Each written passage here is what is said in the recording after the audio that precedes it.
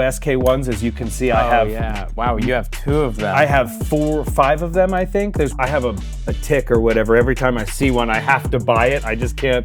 I can't stop myself.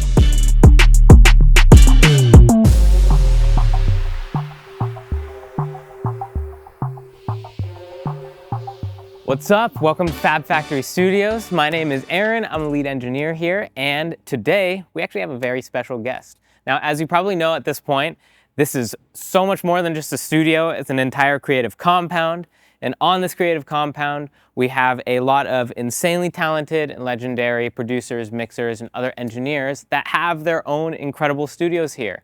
So one of those legends is Greazy Will. Now, Greazy is a Grammy-winning platinum producer, mixer, and engineer. He is not only a legend himself, but has worked with so many legends: Jesse Murph, Ariana Grande, Justin Bieber, Killer Mike, just to name a couple of crazy people. So we're gonna check out his studio here at Fab, walk around, give you the inside scoop. So let's go check it out. Hey, Greazy, what's up? Oh, hey guys, how's it going?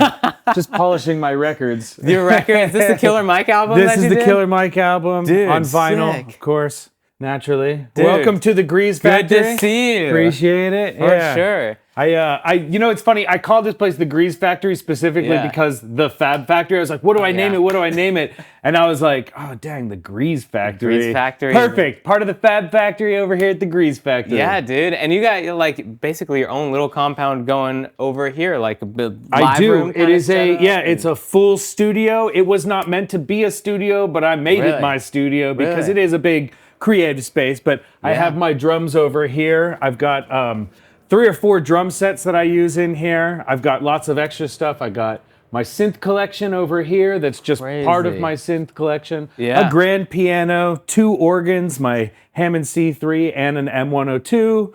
I've got my Rhodes, which is one of my favorite instruments that I've ever bought. An MPC, a whole bunch of guitar amps and cabs in here. It's a full tracking room. You got pretty much everything. So like, when did you first get this space, and like what did it start as before it turned into this what's crazy? Studio?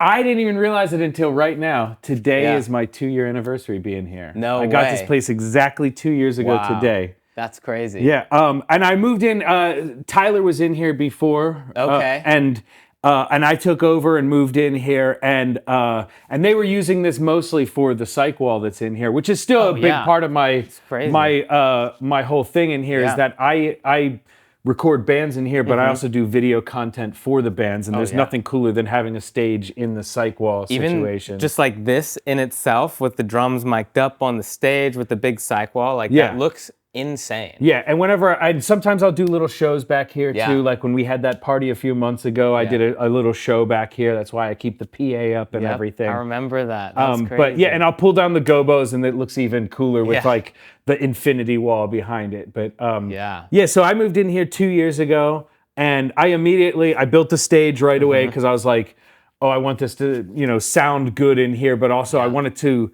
feel like you're on a stage when you're recording. Like it's the one thing everybody says for bands is like, oh yeah, our live show is better than our recordings. Well, and it's like, well, now both. Do your live show while you're recording. You know? Yeah, no, that's super cool for people to be able to do that in here. Yeah. Yeah, that was the whole method, was to get back to recording like we used to as a band, you know, as a whole thing. So this is definitely one of the coolest, most unique live rooms that I've seen. And it sounds amazing in here too. It's a big room, you know, we have tall ceilings in here. I think they're like 13 feet ceilings or something like that. So definitely got a lot of overhead space, which is nice. It sounds great in here, but also it's big enough to put a whole band in here, and that's really that's crazy. Do you ever like just move all of this stuff out and have like one giant band that you track all at once in here? I've done I've moved them out of the way as much as I can. I did wheel the piano out in the parking lot. That's why I have this garage door, and I never got rid of the garage door. Big garage was that door I could here. still move everything out if I needed to, which is really important. But yeah, I definitely I'll track full bands in here all the time. I've had an orchestra in here. I had a 18-piece orchestra in here that we recorded. That's insane. Yeah. Can you say like what project that was for? That was for this movie called The Plague, which was scored by my friend Johan Lennox. Whoa. Okay. I think it's Taron Egerton is like the lead in it. We did the score here. That was actually my first like movie credit for the Greaze Factory, because it literally says in the credits, recorded at the Greaze Factory. That's crazy. North Hollywood. That's so cool. I'm really curious, and I'm sure a lot of people are, about all the nerdier stuff in this room, the gear, the microphones. So maybe do we want to just start at the drum kit you have set up? So this is my 60s Gretsch drum set. This is the first drum set that I've ever bought. I bought it on the recommendation of my friend Jake Reed, who is a legendary session drummer here in town. He said, get a 60s Gretsch. No one will ever hate a 60s Gretsch. And he was right, because this is my utility drum set. It's what everybody uses. The day I got it, I was working with Steve Gadd, who's a legendary drummer as well. And Steve Gadd saw me unloading it, and he was like, oh man, he's like, that's a 60s Gretsch, huh? He's like, can I play it? And I was like, oh yeah, for sure. And so so I set it all up and everything, and he sits down and he starts playing it, and I messaged the guy that I bought it from. I bought it off of eBay. I messaged the guy that I bought it from, and to tell him, and he was like, oh, that's cool, man. Yeah, my dad bought it off of Art Blakey, so I guess a couple cool people have played it. And I was like, holy crap, man. This is like a legendary drum set already. And now it's been used on, man, 150 records easily, I would say. Like I've used it on a lot of different people's albums. People come here specifically because it's, even Jake Reed says this is his desert island kit. If he had one kit, he would choose this kit.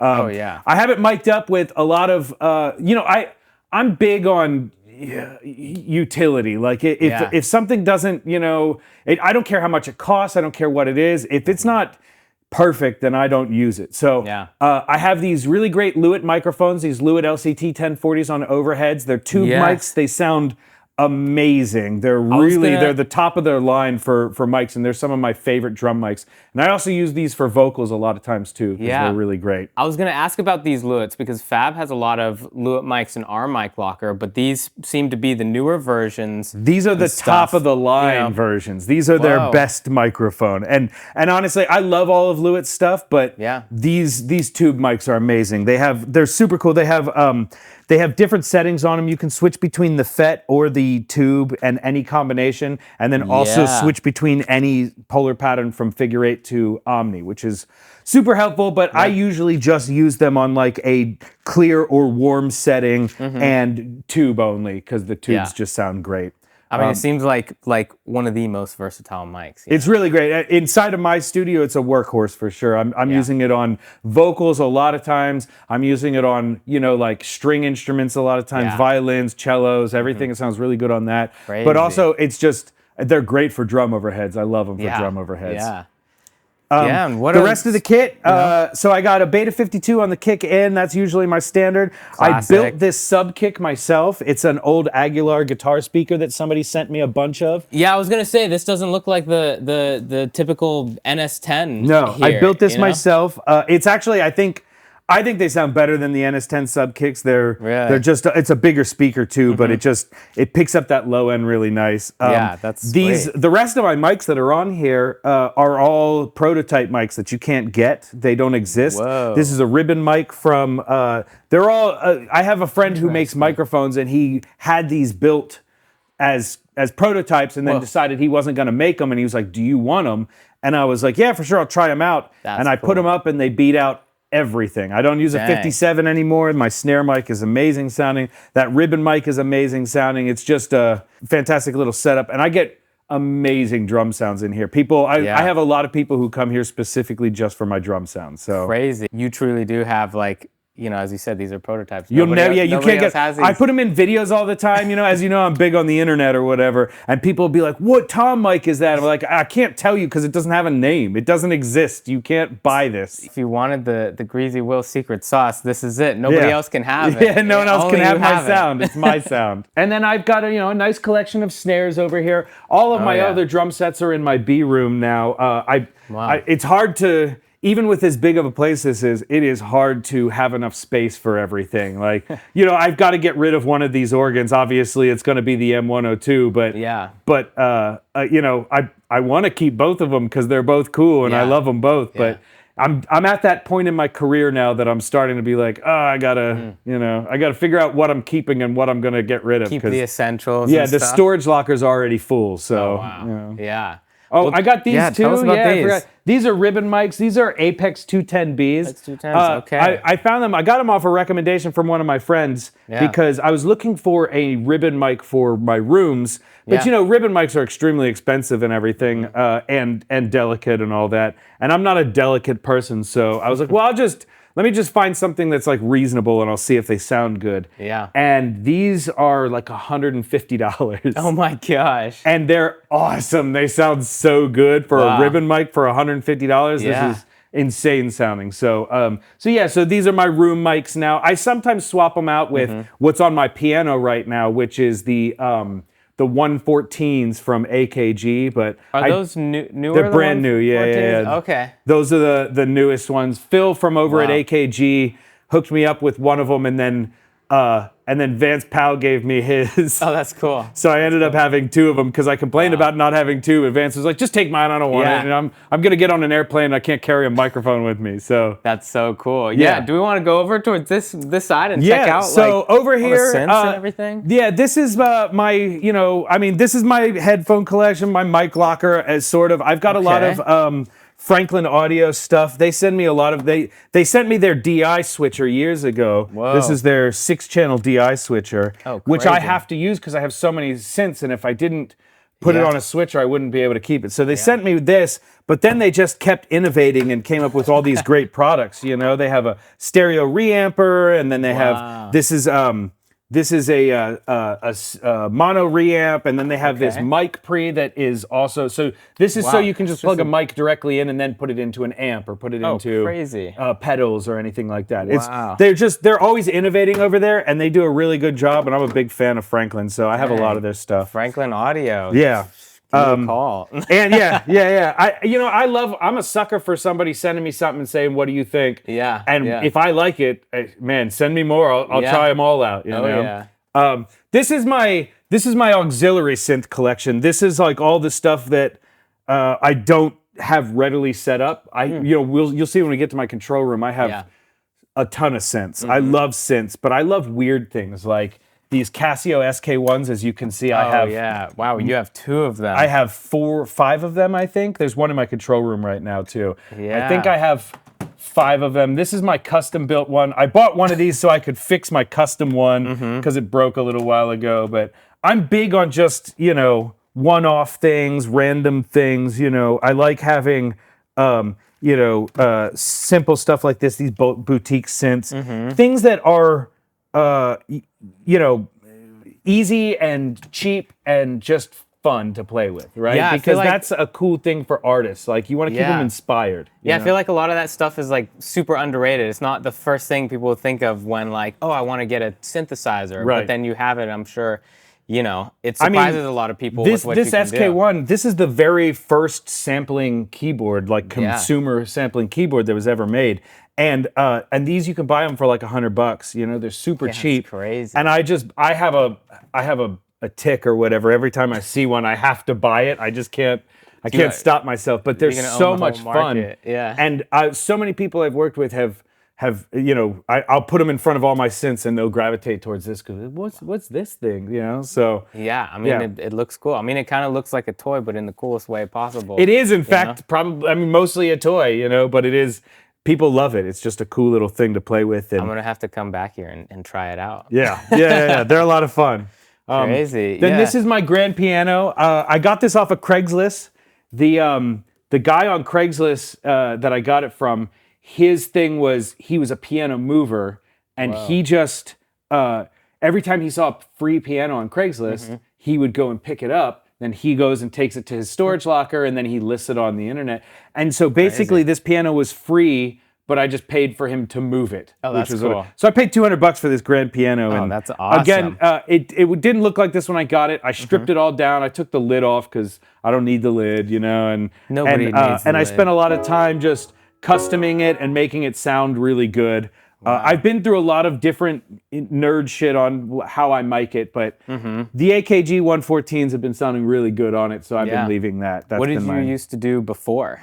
I've tried a bunch of stuff. I had some Murrow pencil condensers on here. I had some SM81s. I've had 57s, like, because it's the 57 thing kind of leans into its natural, like, you know, grandma's living room piano kind of thing. Like, it's supposed to be, you know, you guys over there on the other side in the melody room have a beautiful 9-foot Steinway. Yeah. It is the top of the world. If I want the top of the world piano, I go over there. If I want a vibe piano, that's what this is for. So with a vibe piano, you don't worry about, you know, little defects. You don't worry about, you know, it's got some weird strings on here. Yeah. Like, that's what makes it cool. Having a little bit of like a strangeness to it is what makes it fun. Yeah. So that's why I like this piano a lot. And again, it's like one of those things where, you know, people can record a nice piano over there, you know, but if you want something that's like not, that's not normal and not your just, usual. Yeah, you know? it's just a vibe. It sounds special to me. Dude, and sometimes the things that are like just a vibe inspire more creativity. Yeah, definitely. Which is cool. Definitely. Yeah. And I tune it myself all the time. I took the time to learn how to tune my own piano. Oh, that's which I sweet. think is a really useful thing, especially if you're a home engineer, you know, to like, and you have a piano, you should learn how to tune your own stuff because it's a lot of money to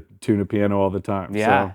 Dude, that's super cool. Yeah. Yeah. Do we want to take a look at like this half of the room? Yeah, I saw for sure. You have some like amps, heads, cabinets. So you know? this is where I keep all my cabs. There's a lot of stuff in here. I also have a lot of like combo amps that are spread throughout the studio. I have this Fender Princeton. Yeah. I have a bunch of like champs and like small 15-watt Fender stuff. I have this Ampeg SVT 3, you know, Wow, which nice. is great. Okay. The Fender, the Marshall, there's some Emperor cabs over there. I think that's like a Music Man or something. There's a lot of boutique stuff in here, but mostly my Marshall is the thing that gets used, or I'm using the Fender Princeton, which is my deal. What is that Fender on top? Because The bass breaker? I've never seen that before. It's not a super uncommon one, but it's just one of those like, you know, it's not your standard Fender head, but people see them around every now and then. A lot of this stuff came to me through my friend Vincent, who shut down his studio and was like, "Hey, I need a place to keep all my stuff," and he was like, "You can use it if I can store it there," and I was like, "Oh yeah, That's absolutely." a good deal. I love that. People will give me stuff all the time. People be like, "Hey man, do you just want this?" You know, or "Can I keep this at your studio for a while?" And the next thing you know, I now own this stuff, basically. That's so super cool. That's one of the cool things about this place is there's a lot of options. You'll see in my control room too, I have, a bunch of heads in there. I've got a lot of stuff, so. Dude, super cool. Yeah, a lot of cool guitar amps, a lot of cool heads, a lot of cool weird stuff. Yeah, and we got the organ. This is a Hammond? This is a Hammond C3. I just got this back from the repair shop. My friend Max Butler fixed it up for me. He did a really great job. It is pretty much in pristine condition. I'm still waiting. I got to buy a Leslie. It has a 1/4-inch output, which I use, which is really cool. Okay. I love to have things like that where so I have a 1/4-inch output on this. I have a 1/4-inch output on my Rhodes. Yeah. And I can put both of them through guitar pedals. I can put both of them through amps. I can put them through different things to get different sounds. I'm big on just like weird things. I like to do weird stuff. So, so I got this C3, but I've had this M102 for about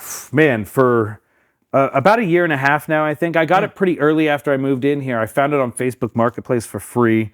They said it was broken. And I was like, okay. So I went out, I picked it up, I threw it in the back of the truck, brought it back here, spent 15 minutes oiling it and checking out the stuff, and it's been my baby ever since. So I use this on a lot of records.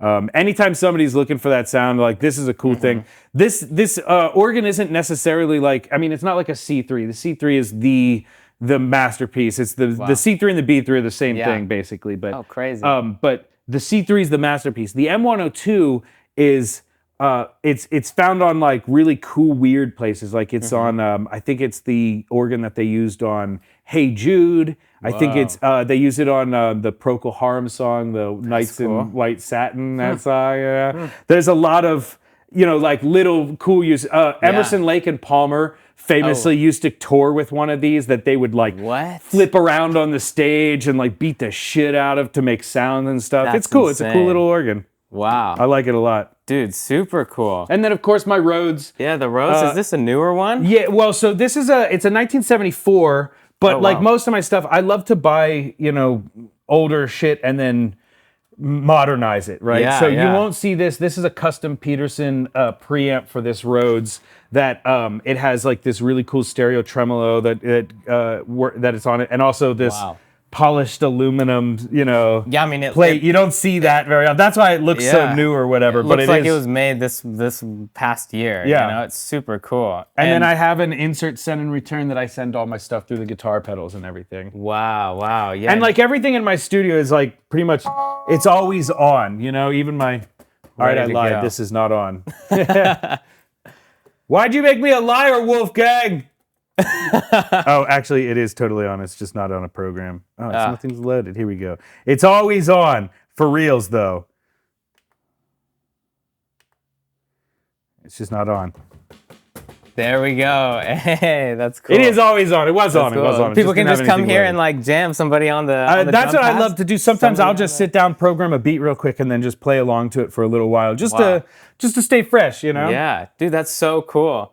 Well, okay, so once people have their ideas in here, recording everything, maybe let's go check out your control room and see what's in there. Oh, and this hallway is cool too. You have the Plaques. That's cool. I got all my Plaques. I got a couple great guitars in here. Nothing really special. I don't like this Epiphone Dot was James Eha's from the Smashing Pumpkins. Wow, okay. I bought it off of Jim Scott a few months ago. It's a cool guitar, but most of this other stuff, like I've used this for years. This is a cheap Fender Strat that I bought for like $300 and then replaced all the pickups in. And it's been in a couple music videos. That's why it's all drawn over and shit like that. It's been a prop guitar, but also it's one of my favorite guitars too. And obviously my Channel Orange plaque and my Jesse Murph plaque and my Vic Mensa plaque and my Justin Bieber plaque. Crazy. And it looks like, does everybody that come here sign the wall? I try to I have people sign the walls, and then you'll see also right there I do Polaroids a lot of times too, and we got a little friend wall of Polaroids. Wow.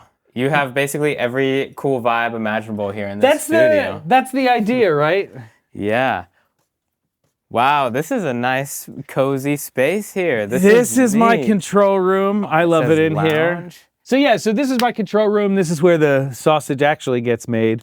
I have a lot of synths. The Moog 1 over there, the Juno 60, the Juno 106, the OB6. Oh, these are sweet. Yeah, Juno 60 and Juno 106. The classics. 106 is like the classic everything. The big difference between the 106 and the 60 is that the 106 has MIDI and the 60 has an arpeggiator and does not have MIDI. So I really like the 60 because it doesn't have an arpeggiator, because it's hard to sync it to stuff, because it's because it like gives that natural feel to everything. So but the 106 is really cool too.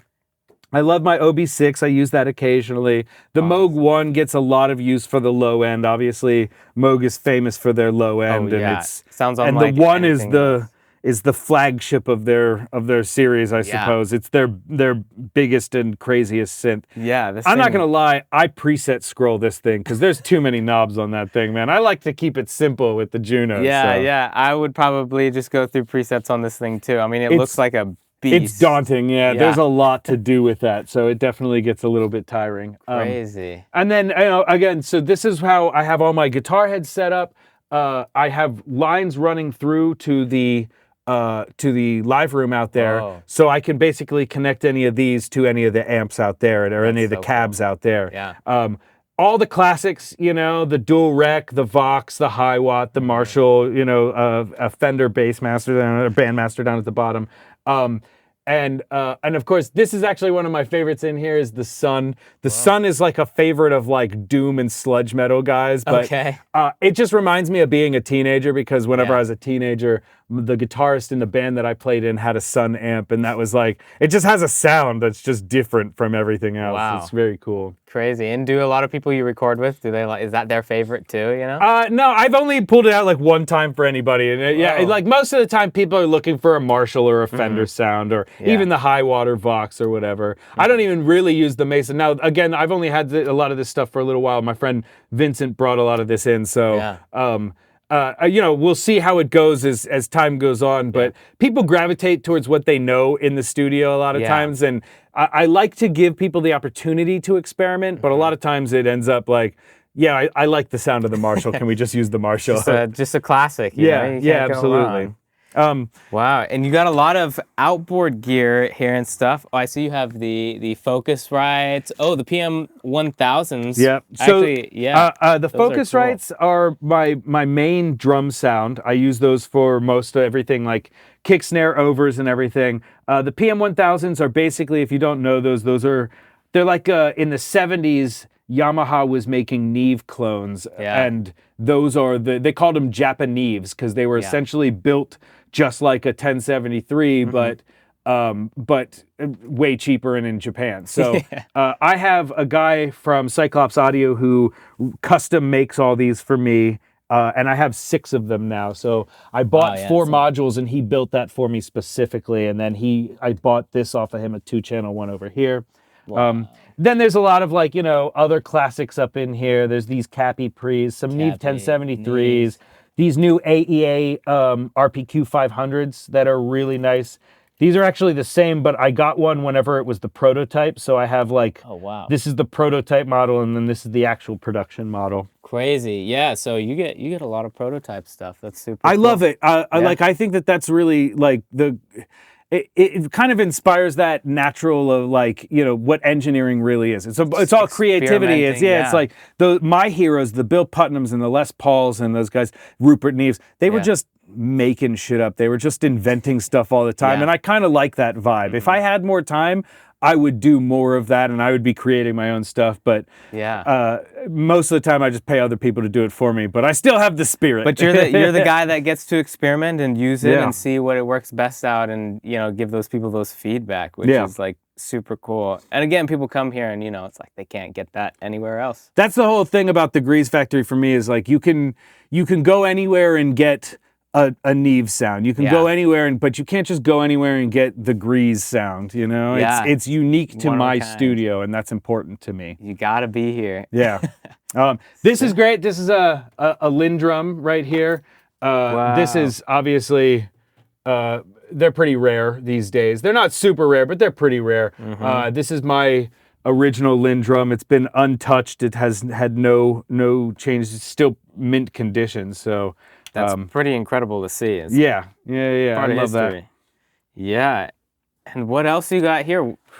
Another SK1, as I said. Another one? Yeah, I really like SK1s. Wow. This is cool, though. It's like, you could do anything.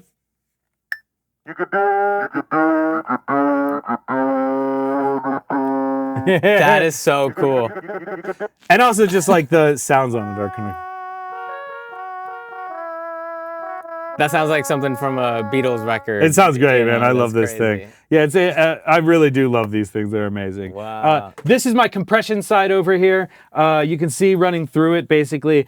Distressor, 1176 clone, DBX 165, DBX 160As, Dynamite from Valley People, Transient Designer, 4-channel, the Joe Meek stereo compressor, which is a really cool one. I like crazies. Joe Meek was a crazy, and I like crazies.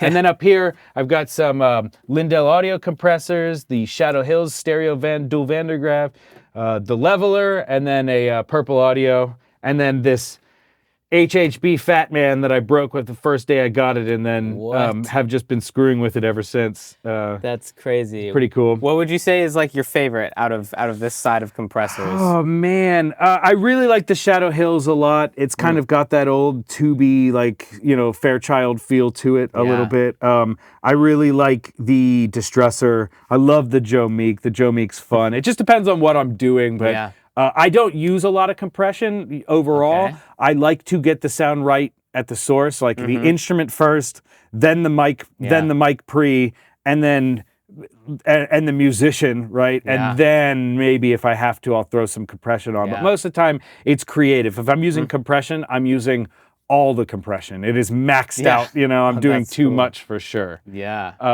Obviously, my Grammy. There it is. Right beside my Purple Heart and my fake diploma, which I think is really funny. From University Name. This is hilarious. University Name. Graduate name here. That's crazy.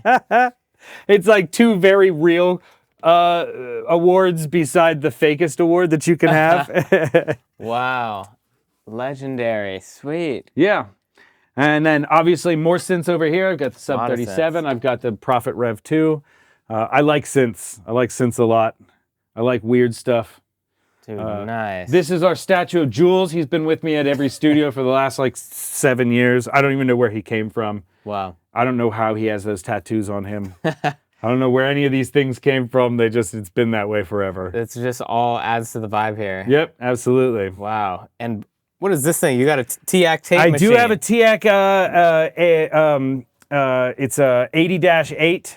It's currently got a broken control arm, so it's down for the time being. And you know what the really tough thing is about old tape machines is that, especially like the TAC ones, is like you can't. It's very hard to find parts for them. So once something breaks on it, it's damn near a paperweight. But I've been talking to a guy literally just last week. I talked to a guy who's like, yeah, I sell parts for him, and I'm like, finally, I can get my TAC fixed. So I'm gonna get that fixed next week and get back to it. But nice. I do love tracking to tape. I started my career tracking to tape a lot of times on Studers, mostly a 827 and a A800. Yeah. But it's just a vibe. It's something that's cool to do with, certain people who understand that working to tape is about the imperfections and that you're not going to be able to just fix everything all the time. And that's cool. I like that stuff. It takes a lot of time and patience. And if you're doing it, you got to embrace it. Yep, absolutely. Yeah. Did this thing ever make its way onto any records when it was working? Yeah, I mean, I used it for nothing that like is famous or anything like that. Just like I experimented with it on my own stuff for a little while, and I had a friend that I put it on a few records with. But nice. But yeah, it's pretty much it's not for the faint of spirit, if you're going to use a tape machine like that, it's going to have a lot of quirks and it's not for everybody. At least I can justify some bullshit over here, but the tape machine is a little too much bullshit most of the time. For sure. Sweet. Well, I think you kind of showed us a lot of stuff. I do have one really important question. Yes. You're an engineer. What's your philosophy behind, mixing inside the box, recording inside the box, mixing outside the box, recording outside the box? So plugins versus hardware. Once I'm in usually. Yeah. I do use some stuff, like when I'm mixing, I sometimes will like send stuff. I have like a cool spring reverb that I send stuff to that's not a sound you can get inside the box. Yeah. Like it's the way that it distorts and the way that it sounds that you can't get that inside the box. So there are some things that I'll send out, but for the most part, I'm inside the box. I'm compressing. I'm doing anything like that. Yeah. It's just too convenient to have that many plugins at my disposal to be able to use. Yeah. And that being said, I'm still a plugin minimalist because I like to, with recording, get everything outside of the box. Yeah. Like